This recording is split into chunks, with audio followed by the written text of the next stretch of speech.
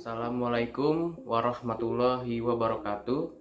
Perkenalkan, nama saya Rana Mahesa Putra dari kelas Hukum Tata Negara G1 Fakultas Hukum Universitas Mataram dengan nomor NIM D1A020449.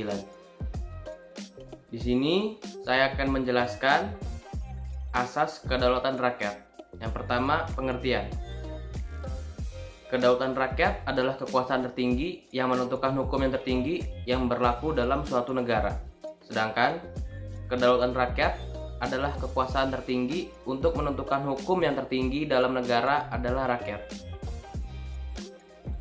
Asas kedaulatan rakyat dapat disamakan dengan asas demokrasi. Demokrasi adalah pemerintahan dari, oleh, dan untuk rakyat. Pemimpin dan wakil rakyat dipilih dari rakyat oleh rakyat untuk melaksanakan kesejahteraan dan amanat dan aspirasi rakyat. Kedua, dasar hukum pra-amandemen Undang-Undang Dasar 1945.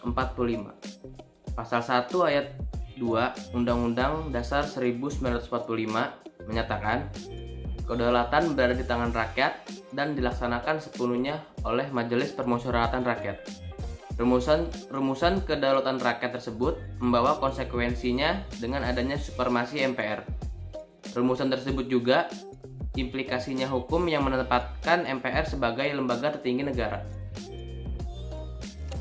Selanjutnya yaitu implikasi di bidang ketatanegaraan berdasarkan dasar hukum pra-amandemen Undang-Undang Dasar 1945. Yang pertama, menempatkan MPR sebagai lembaga tertinggi negara. Yang kedua, MPR memilih presiden.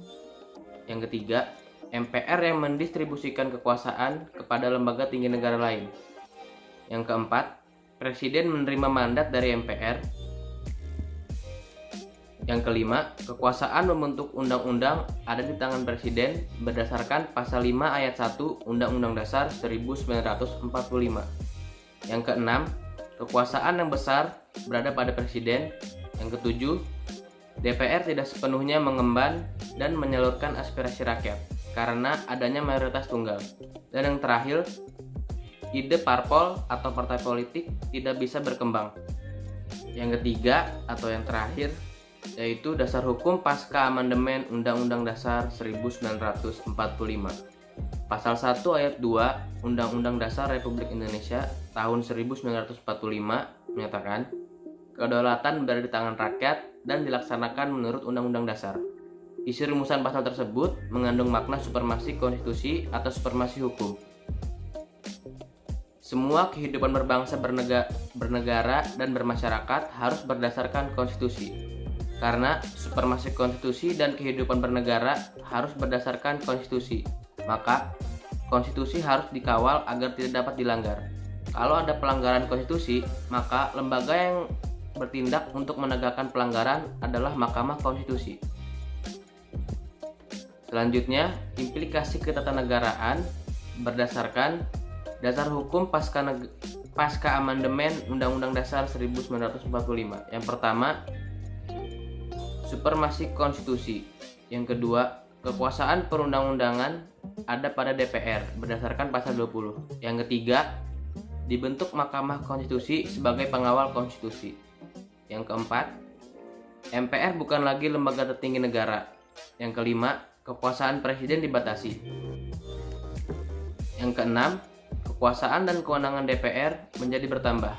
Yang ketujuh, presiden dapat impeachment dalam masa jabatannya oleh DPR, MPR, dan MK. Yang kedelapan, pembentukan DPD sebagai perwakilan daerah. Yang kesembilan, penghapusan DPA, kemudian dibentuk Dewan Pertimbangan Presiden. Yang kesepuluh, pembentukan Komisi Yudisial untuk mengusulkan Hakim Agung dan pengawasan kekuasaan hakim. Yang kedelapan, banyak dibentuk lembaga negara bantu. Dan yang terakhir, beberapa kewenangan presiden yang harus ada pertimbangan DPR. Pertimbangan tersebut berupa gerasi, rehabilitasi perlu pertimbangan MA, abolisi dan amnesti perlu pertimbangan DPR, dan lain-lain. Sekian presentasi dari saya, kurang lebihnya mohon maaf.